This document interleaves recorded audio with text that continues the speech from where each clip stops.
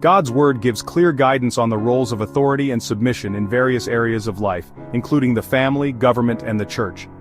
In the family, God has established a divine order where authority and submission work in harmony. Ephesians May 22, 24 tells us, "Wives, submit yourselves unto your own husbands as unto the Lord.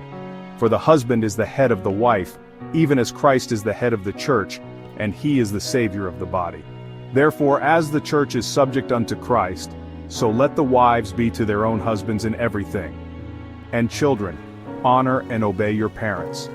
Ephesians 6:1-3 says, "Children, obey your parents in the Lord, for this is right.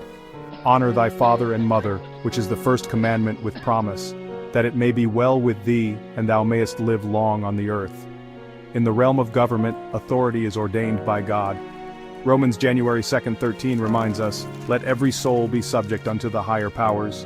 For there is no power but of God, the powers that be are ordained of God. Whosoever therefore resisteth the power, resisteth the ordinance of God, and they that resist shall receive to themselves damnation." God calls us to respect authority in the government as part of his divine order for peace and justice. In the church, the Lord has established authority for the spiritual well-being of his people.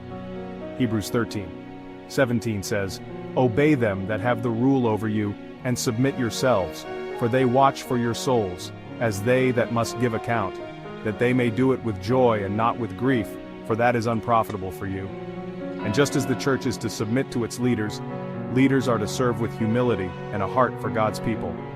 1 Peter 5:5 reminds us, "Likewise, ye younger, submit yourselves unto the elder. Yea, all of you be subject one to another, and be clothed with humility, for God resisteth the proud, and giveth grace to the humble." In all areas of life, family, government, and church, God calls us to honor and submit to authority, remembering that true authority comes from him. Let us live with humility, respect, and love in the roles he has placed us in. Submit to God's order, honor his authority in all things,